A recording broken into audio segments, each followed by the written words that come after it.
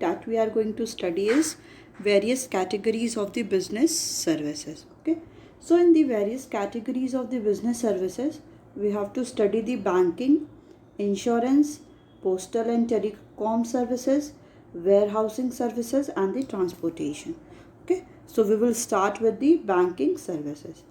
So a bank is an institution which attract money on deposit for the purpose of the being lent to industry or the trade. Okay, bank institution होता है जो क्या करता है, attract करता है money को, money on deposit for the purpose of, deposit करते मनी किस पर्पस के लिए, और बीइंग लेंट टू इंडस्ट्री और दी ट्रेड, ट्रेड और इंडस्ट्री में हम क्या करते हैं, उस मनी को यूज़ करते हैं और उसके लिए हम क्या करते हैं, मनी को एज अ लोन जाके बैंक से लेते हैं. So bankers are not merely a money lenders, bankers क्या है, बस एक मनी लेंडर्स नहीं है जो मनी को बस प्रोवाइड करते हैं.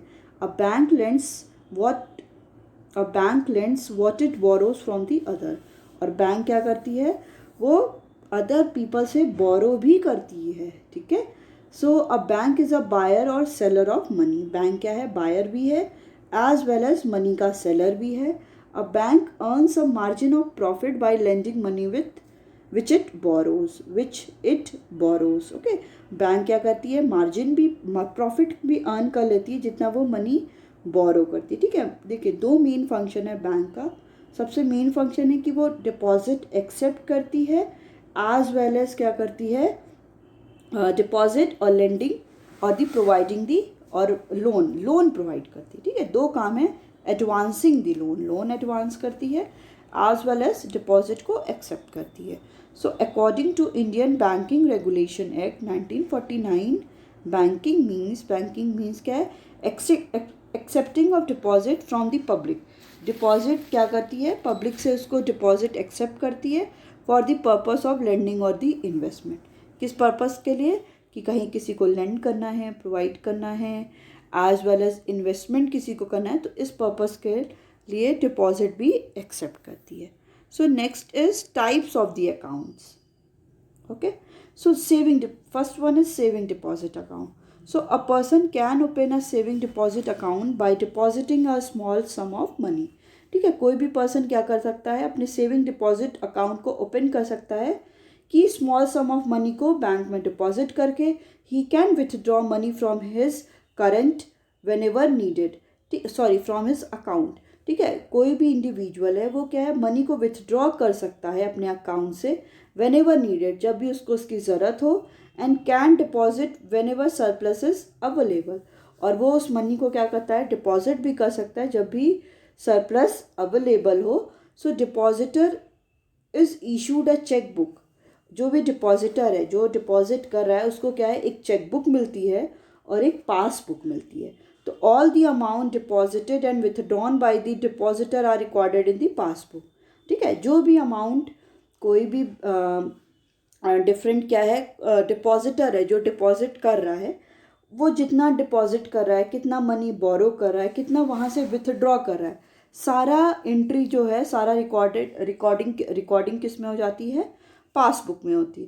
तो rate of interest of the saving deposit is generally lower than the fixed deposit. जो रेट ऑफ इंटरेस्ट होता है सेविंग डिपॉजिट को, जो इंटरेस्ट मिलता है, वो क्या होता है, फिक्स्ड डिपॉजिट से. क्या होता है फिक्स्ड डिपॉजिट, वो भी हम पढ़ेंगे. तो फिक्स्ड डिपॉजिट से क्या होता है, वो कम होता है. नेक्स्ट है आपका current deposit account. So current deposit account are opened by the businessman. Current account deposit क्या होता है, वो बिजनेसमैन के थ्रू ओपन होता है. The account holder can deposit and withdraw money whenever Dzire.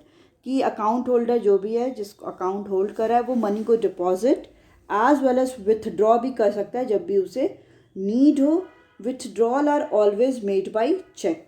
जो विथड्रॉल है, जो मनी को विथड्रॉ करना है, वो कैसे होगा, वो चेक से ही होगा. Overdraft and credit limit facility is available in this account. ये सारी भी फैसिलिटी क्या होती है, कि credit limit facility as well as overdraft. Overdraft facility होता है कि जब किसी भी अकाउंट होल्डर के पास, जो करंट अकाउंट होल्डर है, उसके अकाउंट में उतना अमाउंट है भी नहीं. फॉर एग्जांपल कि उसके अकाउंट में 50,000 है, बट ही नीडेड अराउंड 80,000. तो उस टाइम भी बैंक क्या करती है, उसको ओवरड्राफ्ट की फैसिलिटी, कि उतने में उसको अमाउंट है भी नहीं उसके अकाउंट में तो भी वो उससे ज़्यादा देती है, फिर उस पर क्या करती है bank, rate of interest charge करती है, जिसको कोई भी जो भी करेंट अकाउंट होल्डर है, बेसिकली ये सारे जो भी बिजनेसमैन है वही ओपन करते हैं, ठीक है। तो वो जब भी उनके पास मनी होगा, वो जब डिपॉजिट करेंगे तो रेट ऑफ इंटरेस्ट उसमें से बैंक डिडक्ट करेगी, ठीक है। फिर है सो नो इंटरेस्ट, इसमें लिखा है no interest is paid on the current account, कि कोई भी इंटरेस्ट करेंट अकाउंट पे पेड नहीं होता है। Rather some service charge is charge by the bank for the rendering service, but इसकी जगह क्या होता है, एक सर्विस चार्ज कौन चार्ज करता है, charge by the banking, bank charge करती है फॉर जो भी वो सर्विस प्रोवाइड करी है। So a statement of account is send to the account holder, जो स्टेटमेंट ऑफ अकाउंट है मतलब उसने पैसा कितना विथड्रॉ किया, पैसा कितना डिपॉजिट किया, जो उसका अकाउंट प्रिपेयर होता है वो अकाउंट होल्डर को एवरी वीक या फॉरनाइट में या मंथ में उसको सेंड किया जाता है, showing the transaction made during the period, ये शो करने के लिए कि वो कितना ट्रांजेक्शन किया है, ठीक है। नेक्स्ट है आपका recurring deposit account. So depositor can deposit a fixed amount से 100 every month for a fix period, ठीक है। कोई भी डिपॉजिटर है वो क्या करता है, वो अपने मनी को डिपॉजिट करता है विद द फिक्स्ड अमाउंट, मतलब ऐसा नहीं है कि कोई इंडिविजुअल आज 100 कर रहा है, नेक्स्ट मंथ में वो क्या करे 200 करे, नहीं, ये फिक्स्ड अमाउंट होता है। से 100 every month for a fix period, किसी भी फिक्स पीरियड के लिए, 1 ईयर के लिए, 2 ईयर, तो उस फिक्स पीरियड के लिए वो क्या है, सेम अमाउंट ही डिपॉजिट करता है। The amount together with interest is repaid on the maturity, जो भी अमाउंट टुगेदर साथ आएंगे विथ इंटरेस्ट क्या होता है, वो मैच्योरिटी पीरियड, जैसे ही वो टाइम खत्म हो जाता है, अगर 1 साल का है खत्म हो जाता है तो सारा उसको पेड कर दिया जाता है। The rate of interest on the recurring deposit is higher than on the saving account, ठीक है। जो रेट ऑफ इंटरेस्ट है, जो रेट ऑफ इंटरेस्ट मिल रहा है रिकरिंग डिपॉजिट पे, वो इज़ हायर देन, वो ज़्यादा होता है एज कंपेरिजन टू जो सेविंग डिपॉजिट अकाउंट हमने पढ़ा, ठीक है। नेक्स्ट है आपका fixed deposit account. So a fixed deposit is repayable after the expiry of the specified period, जो भी फिक्स्ड डिपॉजिट है वो रीपे कब होता है, जब उसकी एक स्पेसिफाइड पीरियड एक्सपायर हो जाता है। The period may vary from 6 months to 5 year, ये जो पीरियड है कितने पीरियड तक रहेगा, वो वेरी कितने दिन में करता है, कितने दिन में 6 मंथ्स टू 5 ईयर्स करता है। Longer the period of deposit, जितना लंबा पीरियड होगा डिपॉजिट करने का, higher is the rate of interest, उतना ज़्यादा रेट ऑफ इंटरेस्ट मिलेगा। जैसे कोई 6 मंथ के लिए कर रहा है और कोई 4 ईयर्स के लिए कर रहा है, तो जितना लंबा टाइम पीरियड है, जो 4 ईयर जिसने in fix deposit account open कराया है, उसको क्या है, उतना ज़्यादा रेट ऑफ इंटरेस्ट भी मिलेगा। So the bank issue a receipt to the depositor, bank क्या करती है, इशू करती है रिसिप्ट डिपॉजिटर को, acknowledging the receipt called fix deposit receipt, ये बताने के लिए कि रिसिप्ट की फिक्स डिपॉजिट रिसिप्ट है। And the rate of interest in FD fix deposit is highest, सबसे ज़्यादा रेट ऑफ इंटरेस्ट किस में मिलता है, फिक्स डिपॉजिट में मिलता है, ठीक है। नेक्स्ट है आपका multiple option deposit account.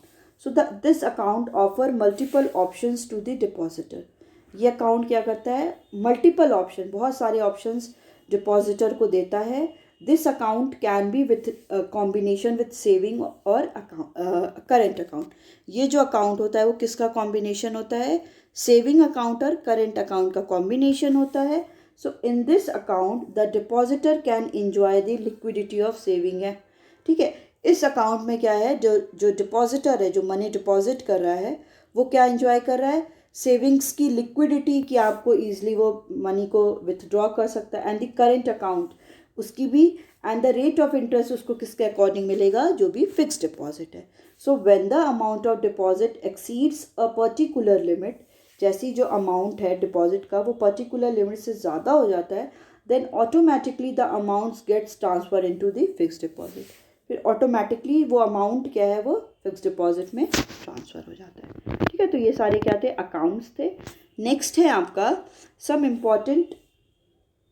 Important services provided by the bank. So first one is bank draft, इसमें क्या कह रहा है, this is the cheque drawn by the one bank against the fund deposited into its account at the another bank, ये cheque drawn होता है कैसे, one bank करता है अगेंस्ट द फंड, जो भी फंड डिपॉजिट है into its account at the another bank, किसी भी बैंक के उसी के डिपॉजिट क्या है किसी अकाउंट अनदर बैंक में उसका कोई अकाउंट है, authorising the second bank to make payment to the individual, वो उसको ये ऑथोराइज करता है कि सेकेंड बैंक को बोलता है कि मेक पेमेंट कर दो individual whose name is written on the draft, जिसका नाम उस ड्राफ्ट पे लिखा है उसको क्या कर दो, इशू कर दो।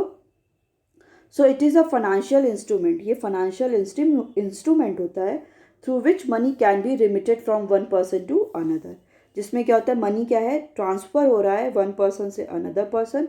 A bank draft can be obtain from the bank after depositing the required amount in the bank, ठीक है। जो बैंक ड्राफ्ट है वो कैसे ऑब्टेन होता है, फ्रॉम अ बैंक से आफ्टर डिपॉजिट रिक्वायर्ड अमाउंट जितना चाहिए, उसके बाद the bank also charges some commission for issuing the bank draft. अब बैंक क्या करती है, बैंक को भी तो कुछ अपना कमीशन लेना है, अपना प्रॉफिट देखना है, तो बैंक क्या करती है इस पर कुछ कमीशन भी चार्ज करती है, ठीक है।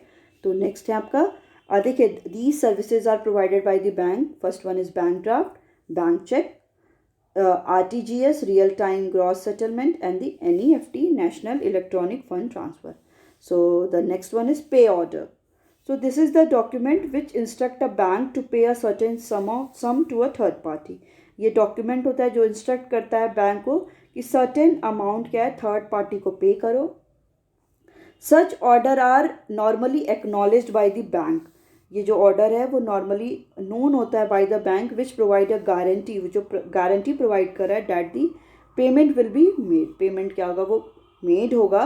And it is a kind of bank draft, ये बैंक ड्राफ्ट है which is payable with in the town, ठीक है, एक ही टाउन में, जैसे वाराणसी है तो वाराणसी में ही होगा, so it can be called as local bank draft, जिसको लोकल बैंक ड्राफ्ट भी बोलते हैं।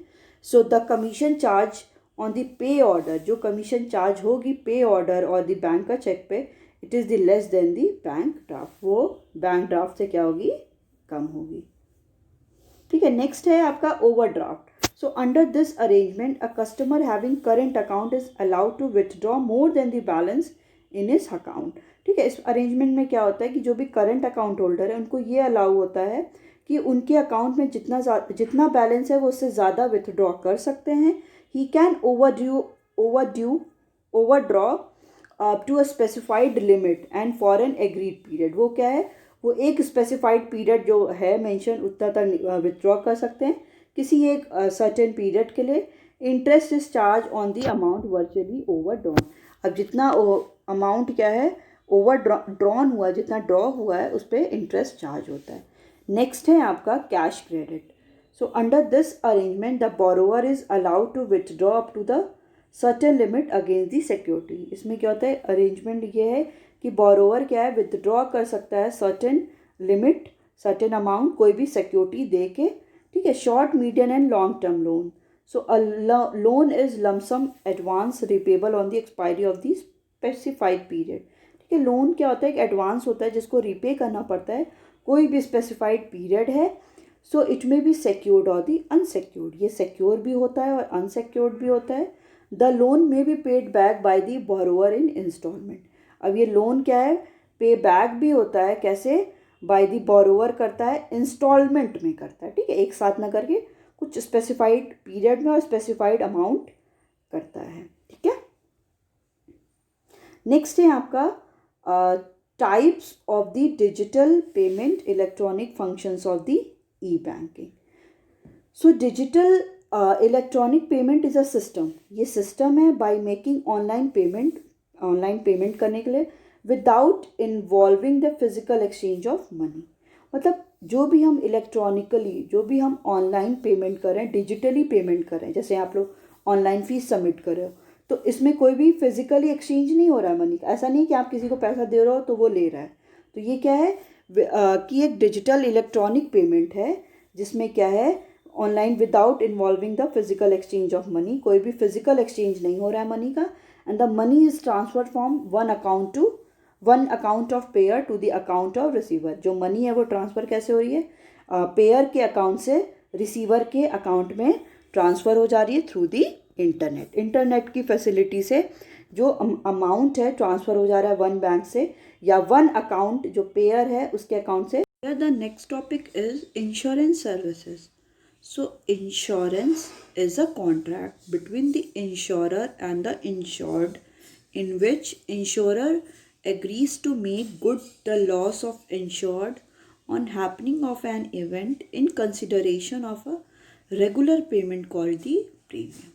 Okay, इंश्योरेंस क्या होता है? कॉन्ट्रैक्ट होता है किसके बीच में? जो इंश्योरर होता है और इंश्योर्ड होते हैं, इन विच इंश्योरर जो है वो एग्री होता है कि वो make good the loss of insured on happening of an event, कि वो जो भी लॉस हो रहा है इंश्योर्ड का वो किसी भी इवेंट के हैपनिंग पे वो उसको कॉम्पनसेट करेगा of event in consideration of the regular payment. और उस पर क्या है वो डिफरेंट रेगुलर पेमेंट जो लेते हैं that is called the premium. So the agreement और the contract is in writing and is known as insurance policy. तो ये जो एग्रीमेंट होता है और कॉन्ट्रैक्ट होता है वो राइटिंग में होता है, मतलब रिटन फॉर्म में होता है, जिसको क्या बोलते हैं? इंश्योरेंस पॉलिसी बोलते हैं. ठीक है. देन कह रहा है the important terms which is used in the insurance contract. जो इम्पॉर्टेंट टर्म्स हैं यूज़ होते हैं इंश्योरेंस कॉन्ट्रैक्ट में.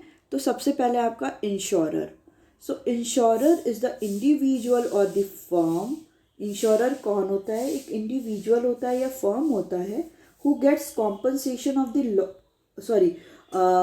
इंडिविजुअल और the firm known as insurance company, जिसको हम इंश्योरेंस कंपनी बोलते हैं, which agrees to compensate the loss of insured. कि वो ये एग्री होता है कि अगर कोई लॉस किसी भी इंश्योर्ड को होता है तो वो उसको पूरा कॉम्पनसेट करेगा. ठीक है. नेक्स्ट है आपका insured. So insured is the individual.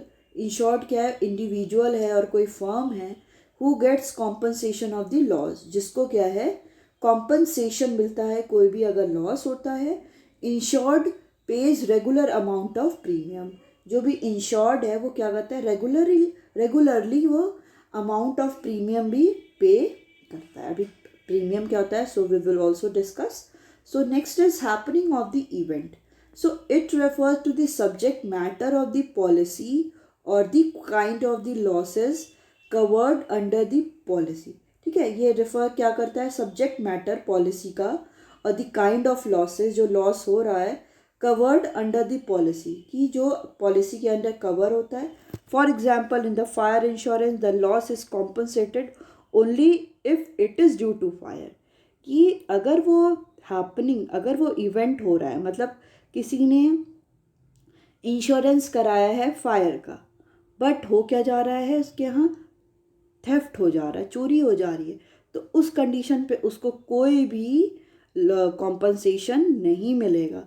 तभी मिलेगा जब जिस पर्पस से उसने कराया है इंश्योरेंस, वही पर्पस अगर हैपन होता है, वही इवेंट अगर हैपन होता है, उसी कंडीशन पे वो जो सारा कॉम्पनसेशन है वो दिया जाएगा. Next one is premium. So it refers to an amount paid quarterly. ठीक है. ये अमाउंट क्या है? या तो क्वार्टरली पेड होता है, हाफ ईयरली पेड होता है, एनुअली पेड होता है बाय द इंश्योर्ड के थ्रू टू द इंश्योरर को for getting compensation eight the time of loss. कि कॉम्पनसेशन मिलता है कब? जब लॉस की कंडीशन हो जाती है. ठीक है. तो there are also some definition is given here. So insurance is a device.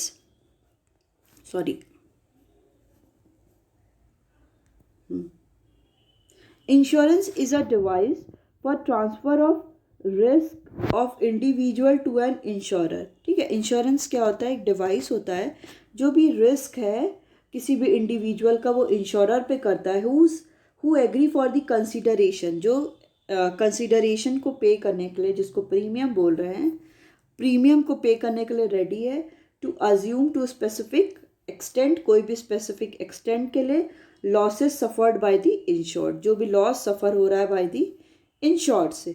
So insurance is a social device. Insurance क्या है? सोशल डिवाइस है. सो it is given by the D.H.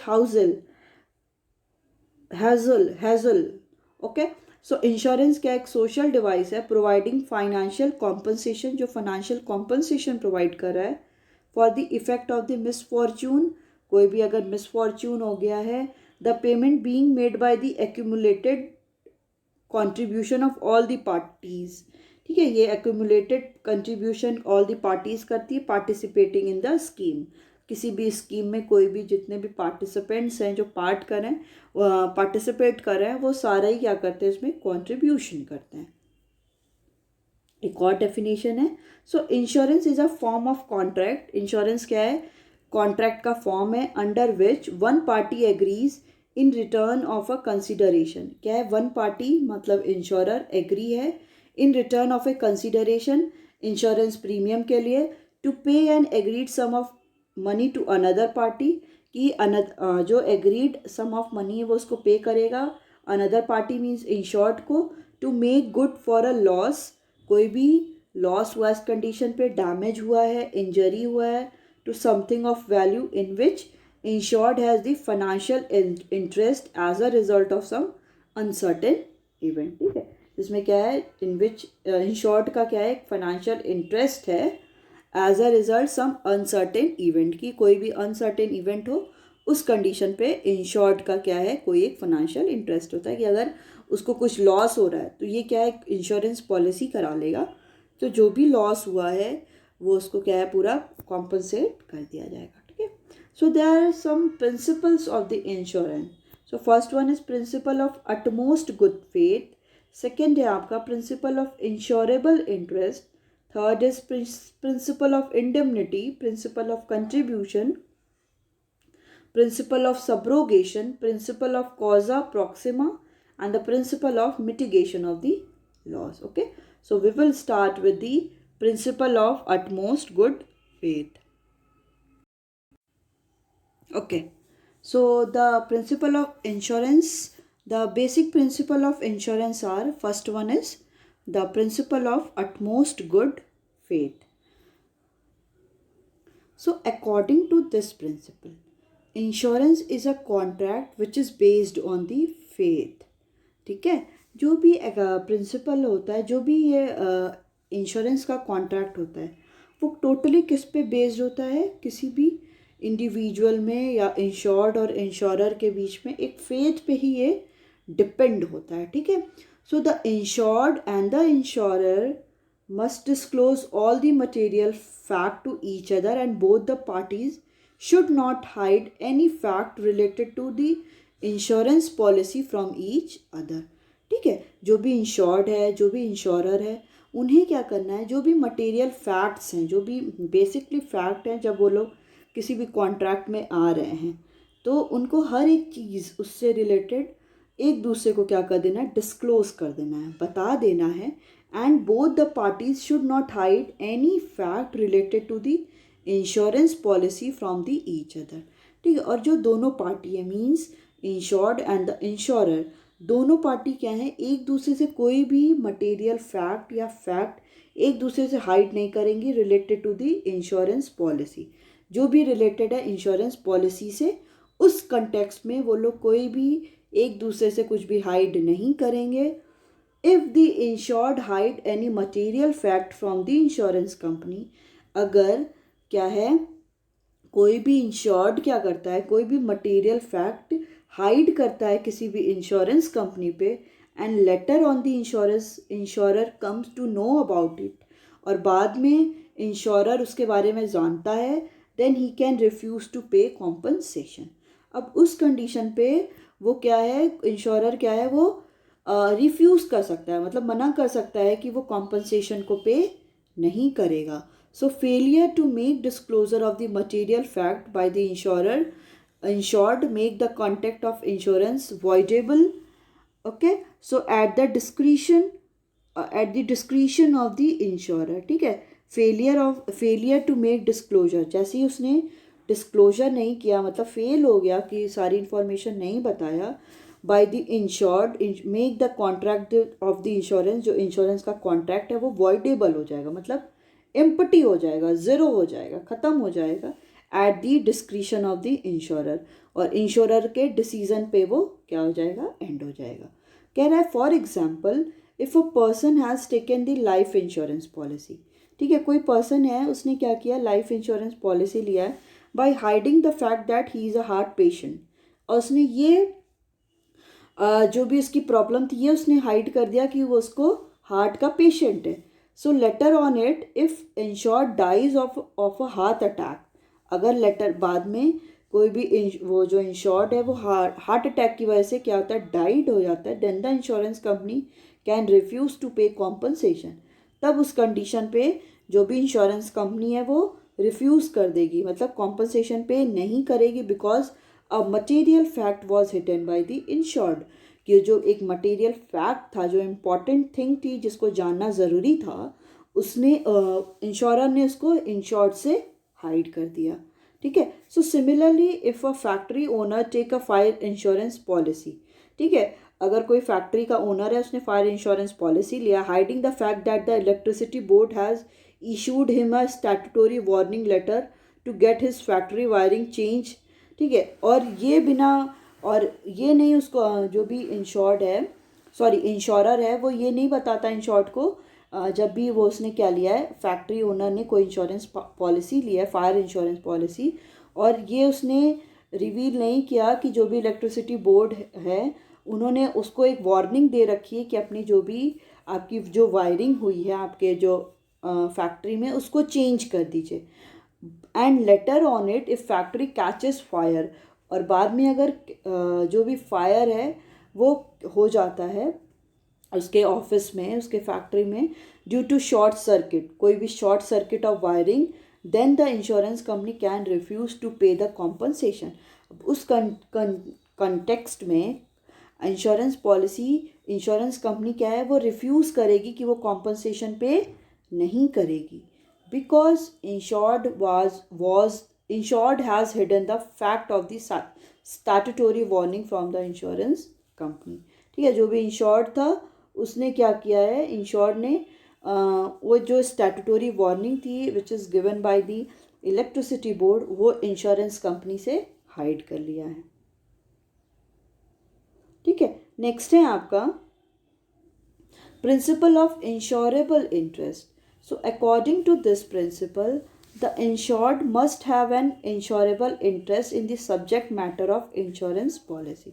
ठीक है, इस प्रिंसिपल के अकॉर्डिंग इंश्योर्ड क्या है, उसका एक इंश्योरेबल इंटरेस्ट होना चाहिए. मतलब अगर वो इंश्योरेंस करा रहा है तो उस कंडीशन पे उसका एक इंटरेस्ट होना चाहिए कि जो भी इंश्योरेंस पॉलिसी के सब्जेक्ट मैटर हैं, without interest taking an insurance policy is Gamble and the fraudulent activity. अब वो कोई भी इंश्योरेंस करा रहा है बट ही इज़ नॉट और she is not too much interested, तो ये क्या हो जाएगी, एक गैम्बलिंग हो जाएगी, एक फ्रॉड हो जाएगा.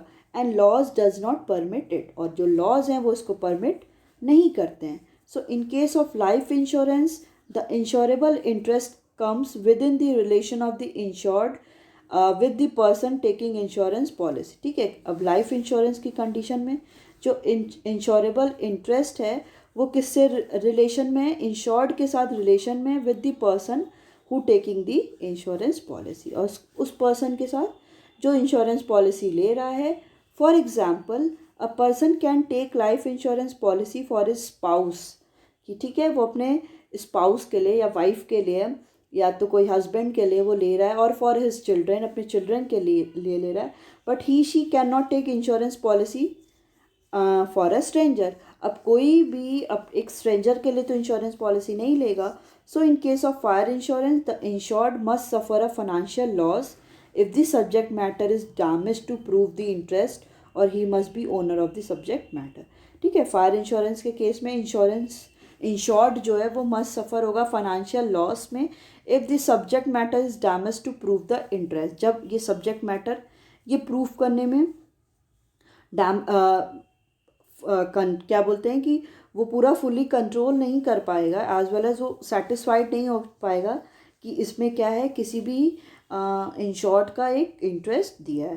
ठीक है. So for example if a person has taken loan against the security of a factory premises, then the lender can take fire insurance policy of that factory without being the owner of that factory. ठीक है, कोई एक person है वो loan लिया है against the security of factory premises, कि factory के अगेंस्ट में किसी ने लोन लिया है तो lender can take fire insurance policy. अब लेंडर को फायर इंश्योरेंस पॉलिसी लेना पड़ेगा without being the owner of that factory, उसका ओनर नहीं है तो भी, because he has a financial interest in the factory premises, because उसका एक फाइनेंशियल इंटरेस्ट है। So in the case of life insurance policy के केस में the interest must be present at the time of taking the policy. जब interest क्या होना चाहिए, interest present होना चाहिए जब भी पॉलिसी जब भी ली जा रही है insurance policy. So in case of fire insurance the insurable interest must be present at the time of taking the policy as well as at the time of the subject matter। जब policy ली जा रही है as well as जब loss हो रहा है, उन दोनों कंडीशन पे क्या है, ये एक इंटरेस्ट होना प्रेजेंट होना ज़रूरी है।